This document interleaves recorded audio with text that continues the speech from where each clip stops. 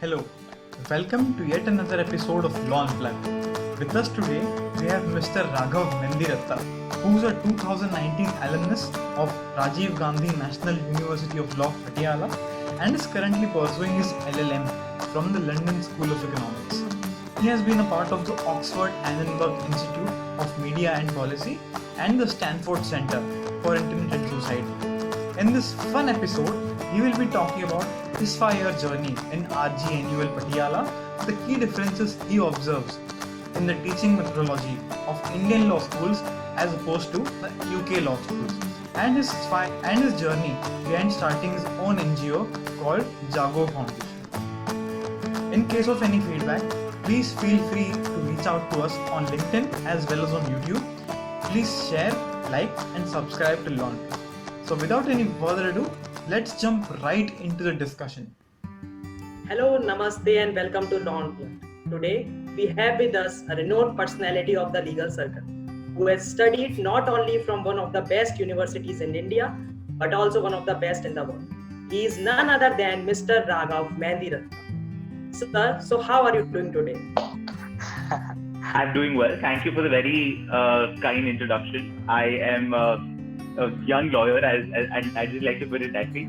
I'm doing well. As I was telling you, as I was telling everybody, I just got done with my final exams here at LSE, and I'm now beginning work on my dissertation. That's great. Right. So, Beautiful. So we are so glad that you took time from a very busy schedule to be here with us. Sir, it is not an interview. It is just a small talk between some first-year law students and someone whom they aspire to become. So how was your journey in Rajiv Gandhi National Law University, Patiala, and which activities were you indulged in the most? So, like a lot of us who've been through law school, I consider those years some of the best years of my life. I remember when I went to Patiala in the first year, it was a big culture shock because I was born and brought up in Delhi and Gurgaon. So, moving to a city that was much slower paced took some time getting used to. But I got used to it within the first year, and then the next 4 years were just an absolute pleasure. Law school was very hectic for me, especially post the second year. I started. I did a lot of. I was an avid mooter, so I started. My first moot was the Viz International Moot in my third year of college. And as you know, the Viz is not a sprint, but it's a marathon. So that consisted of 3 pre-moots, which was first the Jindal pre-moot, then the AIEC pre-moot in Malaysia, and finally the World Rounds in Hong Kong. And in the fourth year, I did the Price Media Moot. And other than that, I was also into researching, publishing. I was the convener of the Center for Advanced Studies in Criminal Law at my university. And I was also the president of the Debate Society. So all these things collectively took up a lot of time. But those 5 years were just the best years of my life so far, I think. So just to interrupt Hemant, before you ask another question, I guess, sir, you have mentioned that we all started our moods with very basic moods, but you're targeting the big prize right at the first attempt. So I mean that's that's the epitome of an avid mooter. And not only taking part in that, but making it big in those moods. I mean, I read your LinkedIn profile. Yeah, you reached the world rounds of the Viz moot also, and the semi-finals of the Oxford Prize Media. So such a big achievement, for the first moot. In fact, that's something I've been telling I've told a lot of my juniors over the years, that if you feel you are going to be invested in the moot that you're doing, then don't limit your own self by starting off with moots which are not very prestigious. Aim as high as you can. Don't set this glass ceiling for yourself. And I feel why I did it is I was just I was lucky to have some seniors who had faith in me. So they pushed me to aim high from the very beginning. And that's what I tell my juniors now. Yeah. Amazing. Yeah. Actually, the next question is actually based on somewhat channelizing the previous discussion now. So you have a lot of achievements and in a lot of international modes, and also you have a lot of publications in various international journals and all. What is the general basic what is the pattern we see here is like you've been participating in a lot of international moods and also publications. Most of them were in international journals. So rather than participating in a national mood or publishing in a national journal, do you just say if you just participate in international modes and publish in journals, that give you an edge in your LLM application? The short answer to that is yes. The fact that I was working with Columbia and I previously written for the Oxford Human Rights Hub and other international publications, I think did make a difference in my LLM application in a positive way. But that's not how I went about choosing these journals. I started with what area of law I wanted to research and publish in, and I then saw that if I want to write on human rights, these are the organizations that have a good readership base. These are the organizations that have credibility in the legal sphere, and these are the organizations that have a good peer review process. So I know that if I'm getting published with them, it's validation for me that my work is good, and it also means that my research is reaching a large number of people. So one of my first papers was actually in the journal of the ILI. At that point in time, I feel I was naive, and ILI, they call it GILI. GILI had been the top ranked national law journal for many years in a row. I think I got published in the 60th edition, which means it was the 60th year of GILI. Right. So as a young student, I feel I was naive and I sent my work to them, and then I was lucky that the paper got published. But to sort of wrap up this answer, I didn't start off looking at only international journals. I saw what area I wanted to get publishing in, or what area I wanted to get published in, and then I decided on a journal. Oh wow, that's wonderful. Actually, talking about it's like what you understand your area of interest first, right, and then you proceed. So moving on to the next one. Okay, the next one was you've decided having a LLB in information technology, media, and communication. And you've also you've some posts, done some things in Annenberg, Oxford Media Policy Institute, right? What was the difference between both the institute, the methodology adopted in both the institutes, and as well as do you suggest that methodology or the curriculum teaching or the part of interactive teaching which happens over there should also be incorporated in our Indian law schools and all? So let me first talk about the difference at Oxford, LSE and India. Oxford was interesting because that was a media policy course. It was not meant for only lawyers, and I was the only law student there. It was a course, the only undergraduate law student there. It was a course meant for lawyers, journalists, policy professionals, advisors to the government, everybody working in the space of media policy. So it was not a tutorial course in a way that they were teaching you media law. They would, we were a group of 25 or 30 people, if I remember correctly, and it was all people who'd already done a lot of work in this area. So that was very different from teaching, from learning in India, obviously, because in India it's a very lecture-based system where one person talks and the class absorbs. So that was Oxford, and for me that was great because that time at Oxford, I met journalists, I met people who were advising foreign governments, I met people who were actually working with lawmakers to draft media laws. And that was very, very interesting for me. I worked with litigators who were arguing media law cases at international courts and national Supreme Court. So that was very interesting for that reason. As to whether we should have similar systems in India, I think the answer is a very big yes. I have been challenged in the last 9 months at LSE academically, and I have been scared for exams. I was not scared of exams back in India, but here there is more of an intellectual challenge because it's not a test of how much you remember, but it's a test of how much you analyze. It's not a test of memory. It's a test of how sharpened your brain is in terms of legal analysis. So I think Indian law schools would definitely benefit from adopting, from learning a little bit from these law schools and also retaining a lot of the things that we already do. Of course. I have something to add to that. Yeah, so Okay. like you mentioned that there is more of practical based questions, like they test how much you analyze and how much you understand. So are the questions more in a format of a like they have given you some rough case summary sort of, and then you have to give a solution? Is it like that, or how is it?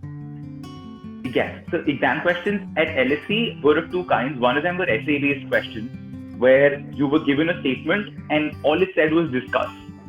So you had to tell me if you agreed with the approach or not. You had to very briefly talk about the position of law, but the majority of the essay was what did you think about it?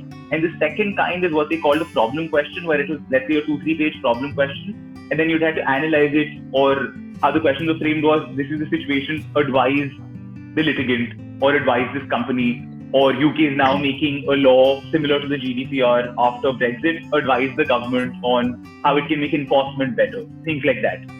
So problem-based Right. analysis. Yeah. But one more question. Yeah. When you applied for the Annenberg Oxford, yeah, you were in your 4th year of law school, right? And you also reached the semis of the Oxford Media Prize Moot. Yeah. So was there any connection between the achievement which you got in the Moot and your stint at the Annenberg Oxford policy? I think so. There's no way I can know for sure, but I feel that through the Moot and then with working for Columbia, it showed that I had an interest, and that interest was not new or amateurish. It was a little, it was well baked, so to say, or semi-baked, if you'd like to look at it that way. So I think there was a connection, and there is also an institutional affiliation. I think that the selection board at Anox would have known the credibility of the Moot and what it means to make it to advanced round. So I think that is also something that fosters the credibility, and I think it may have helped, but there's no way of definitely knowing. Right. Yeah. As to follow up, yeah, how many months before did you apply actually to the Annenberg Oxford Institute?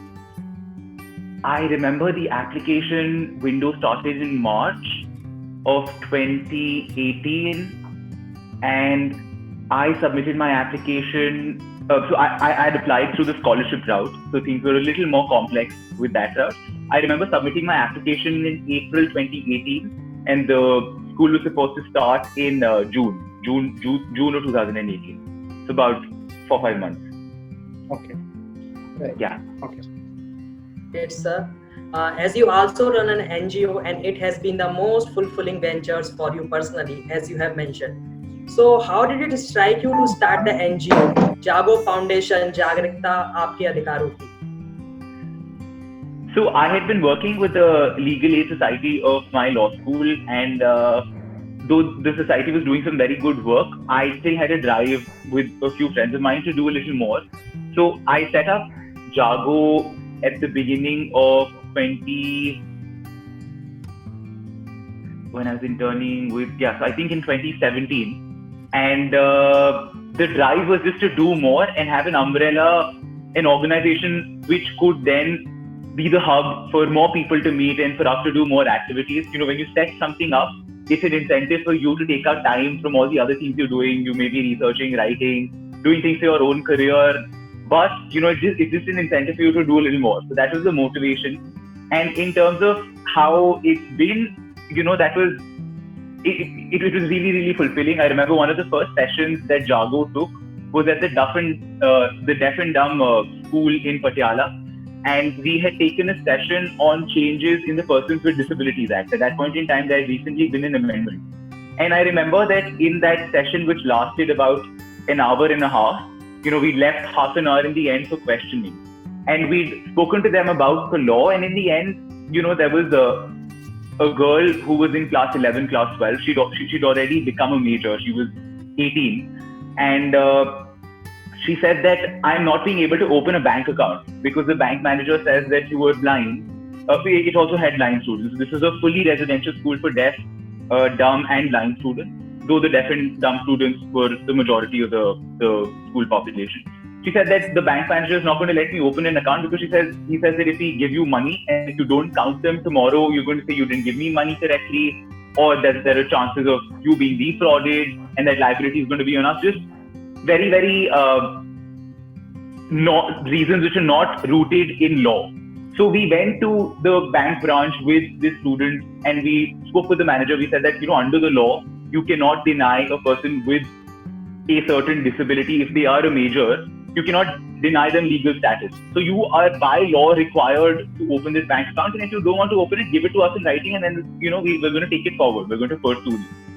And generally, if what you're doing is rooted in law, that is all it takes, right? So at the end of that day, she had a bank account, and things like these are very, very fulfilling. So yes, it was a great experience. The NGO is currently, since I am in London and my co-founder is also doing her LLM, the NGO is currently not doing too much, but we're actually hoping to now mentor more juniors who are looking to work with the NGO. And at the end of this year, we're going to have a massive drive for volunteers, and we're going to take it to the next level. Wow, so such a noble idea. I mean, from law school, when each and every student is just focused on their CV, their grades, you actually took out some time to actually care for some people who actually don't get that much care, and they do deserve that much care. Such a noble thought, sir. Just adding this up, it's like essence of the noble profession coming out. Like lawyering is called a noble profession. Yes. I guess maybe NLS Bangalore has IDIA coming up from their campus from Professor Shyamnath Bashir. Maybe you are the one who is going to now found an NGO. It's the next big thing. Well, that is not the intention here. The intention here is just to do a little bit of good, whatever I can do at my end, and get like-minded people under this umbrella. And where it goes in the future, we just have to wait and see. Right. Another question that I had was, now given the fact that you have studied, so much, and you are educated not only from one but two, at like 3 institutes, that too of international repute. I'm counting Ragnul also in that. So, given such a diverse, area of study, what career, what do you want to do at the end of this? Is it litigation or in-house counsel practicing, or what is it? No, I intend on litigating in the long run.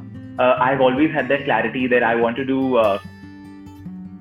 more with my law degree than just use it at a corporate end. While that is very lucrative, especially after an advanced degree, the option of going down the corporate route is very, very attractive. But I believe that I will be litigating definitely in the long run. And in the short run, I'm just currently weighing my options, and I'll see what is the best way to utilize my skill set. But in the long run, definitely litigation at the Supreme Court and the Delhi High Court is the game plan. Beautiful. I guess there are a lot of young individuals like you who have studied outside India, and they come back and practice. So if I may proceed, Senior Counsel Raghav, my next question to you. Please, no. You're really embarrassing me, but it's very kind of you to just be so encouraging. So thank you for that. Right. And another question would be that all these courses that you have taken up at the different institutes, are they all with the intention of that they are going to help you in litigating back in India? Is it like that, or is it just following your passion? I think it comes with the areas that I want to litigate in tomorrow. So that is definitely at the back of my mind. For example, one of the courses that I'm studying here is digital rights, privacy and security.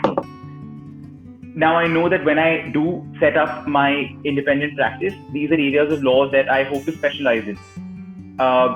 So when I was choosing my courses, whether at RGNUL or at LSE or with the Policy Institute at Oxford, this was definitely at the back of my mind where I was trying to hone a skill set that would help me best when I actually, got to court and when I started choosing practice areas and started specializing. Right. Amazing. Okay, that gives me a very, Gopal, if you are aware of Mr. Gopal Sanskar Narayan, I guess, he is... Yes, I am. Yeah. He was also a London School graduate, and he was also a NUJS pass out. I guess you are more of, and he's like a very celebrated lawyer today. So I hope you are like the next Gopal Sanskar Narayan from London School, who comes and practices in the Apex Court in the Supreme Court of India. I mean, kudos for that. Hope you I make think it's it big. Subramaniam. No, it's Gopal Sanskar Narayan. Namaskaram, okay. Right. That's very kind of you again. He was actually my judge at the semi-finals of the Price Media moot at South Asia. So he judged me in my semi-finals along with Mr. Sri Singh and there were two other judges whose names I'm forgetting. But I remember he was a very hard judge to sort of present to, and we knew that we'd done well. We had impressed the panel to a small extent, but he just did not give it. He did not let us know. And I remember till the time I got off the podium, he was so strict. I was convinced sure that we're getting knocked out, and only the top two teams make it to the world round. So he did not let it out. And I remember right after the round, we both met in the washroom, and he had some very kind words, and I was exiting. But when I was on the podium, he just did not let it out. He had a poker face all along. So he's definitely somebody I really look up to. Right, so yeah, I can actually totally relate to the things which happen in moods, right? I mean, when you argue very well and the judge in front of you, doesn't express his emotions. I mean, who wins? But I mean, that small satisfaction you get after putting a splendid argument in a mood, it just boosts your confidence to a whole new level, right? Okay, so to move on with the third segment, which we have, we call it the on your. So I guess Raghav sir has something to add to. If he has something to add to. Yeah. So sorry. No. I completely agree with you, Ameya. Just things that you hear in a mood, they stay with you, because as a law student, that is your interaction with the real world of law. So I'm with you. I'm sure all of you have experienced it in different ways, and I completely resonate with that. Okay, sir. Now to move forward with the third segment, which we call the on your fingertips round, which is kind of similar to a rapid fire. Okay, so first question which I want to ask you is, which is your favorite Suits character?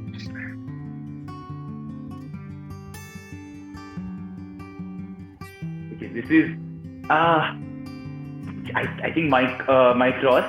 Though if I'm being honest, I'm not a Suits guy. I'm more of a Boston Legal guy. I don't know how many of you have seen Boston Legal, but if you haven't, and if you're into that kind of thing, then check it out. Sure, sir. Sure. I'll check it out straight after this interview. And also, sir, in one of your and also, sir, while reading about you, I got to know that you have a huge interest in playing the drums and reading non-fiction book. So, which is your favorite non-fiction book? So, I tend to read the books that I've already read again, and I read The Argumentative Indian by Amartya Sen recently after many years, and I think that is one book that has really stayed with me. I remember reading India After Gandhi in high school, and that book really changed the way I looked at Indian history, and I just learned so much about the years after the partition that I didn't know about. These are some of my favorite books, but my reading is really diverse. So I read books on religion, I read books on history, I read books on personal finance, I read books on atheism. So what I read is a whole, and obviously I read a lot of books on law. So yes, my reading list is quite diverse, and I enjoy non-fiction over fiction. Oh, wow, so yeah, such a so you have read books from many diverse topics. So yeah, just to ask this question, has this helped you in the law? I mean, in any way? I think so, because I think in this profession, what goes in your mind is going to churn out in the form of either your arguments in court or your writings, or just, if you read a book on, let's say, negotiation or effective communication, and if you're a corporate lawyer or if you're a litigating lawyer, you will end up using what you've read in just your day-to-day life. So in terms of a tangible benefit, I can't remember a time where something that I read in a book is something that was very helpful in a mood or in court or while writing something. But I think it's in your mind, when you put a lot of things from one end, what comes out from the other end becomes more and more refined. Right, sir. Yeah, so from what I understand, it kind of shapes your mind to actually know the law better. Right? Yeah, absolutely. Yeah. So, sir, which is your favorite tune to play the drums for? Okay, so full disclosure, I haven't played the drums since I got to London because where I'm living, it doesn't have a drum kit. But the few months that I had before coming to LSE, I would play a lot of songs by Guns N' Roses. So, a lot of their music I really played the drums to. Right, sir. Yeah, and see, considering that RGNUL has such a demanding coursework, right, so how did you manage time to practice drums in such a hectic? So RGNUL was demanding not due to the coursework, but because of all the other things that I was into. And the college, the university in itself didn't have a music room. So I would play the drums when I came back home. But even in RGNUL, I would cycle very often, and so this is reasonably long distance cycling. And I think you have to make time for the things that give you pleasure. So it would either be in the mornings or it would be late in the night, and I found time here and there. Right, sir. Actually, sir, I can also totally relate to this. In fact, see, I also play the piano, right? So back in Mumbai, we have a huge 88 key piano, right? And in Nagpur, I have this small 61 keyboard. So I totally relate how it feels to really be missing that big piano. So I really long to go back home every time. So sir, which has been your most So just to repeat, which course has been the most academically more demanding? Is it the RGNUL or is it the Oxford or is it LSE? In terms of academically demanding, I would say LSE, because Oxford was more a course, like I said, where you were assimilating ideas from other people and having very, very meaningful discussions with some people who'd done a lot in their careers. LSE, you were being tested as a student, so you were being tested as a young lawyer, and you are under the scanner. And just in terms of the assessment routines here, in terms of the kind of research they expect you to churn out, the quality of the work that you submit, it is under a very, very, it's under scanner. So in terms of being academically demanding, I'd put LSE right on top. Right, sir. Yeah, so just to sorry for interruption. Just to have this follow up this question, what was the best part? Which was the most enjoyable part? Was it RGNUL? Among those three, which was the best one? Oh, RGNUL hands down. London has been very, very professionally fulfilling in terms of the opportunities it has given me and just the people that I get to meet on a day-to-day basis. But in terms of personal fulfillment, nothing comes close to living on a residential campus for 5 years of life, when you're still growing as an individual, and you're still finding your way in the world, and just having so many people that you live with day in, day out in a hostel setting, without the pressure of being a lawyer and without the pressure of being an adult under the cocoon of under a protective umbrella is just RGNUL was just really, really personally satisfying. To the fun we do in academic campus, I guess it demands a high five. Absolutely. Yeah. Okay, so since you mentioned that you want to do litigation in the Supreme Court and also in the High Court at Delhi, any Supreme Court case which you would have loved to argue, is it the Section 377 case or the Sabarimala case, or any other Supreme Court case which you would have loved to argue? So there's a long list if we were to start talking, like I'm sure a lot of young lawyers do. I was really fortunate that I was working with Justice Indu Malhotra during the 377 hearing. So that is a case that I saw up close being argued by Dr. Menaka Guruswamy and all the other wonderful counsels who were arguing. And I also had the good fortune of seeing things from the other side. So if I were to argue a case, it would not be 377 because I feel in a way I already had the benefit of being a small part of the entire process. And for me, I think it would be the Puttaswamy case. The Puttaswamy case has, well, not only the questions that the court was considering, but also the impact that the Puttaswamy case has on so many other areas of law. I feel having the opportunity to argue that case would have been very, very fulfilling, and it would have opened a very it would have been an opportunity to explore all the different aspects that the case would have had implications on. So if I were to argue a case, that's for sure. And on the criminal side, I think so. I was working with Mr. Siddharth Luthra when he was a special public prosecutor for the Nirbhaya case. So that is a case that I had the good fortune of seeing up close.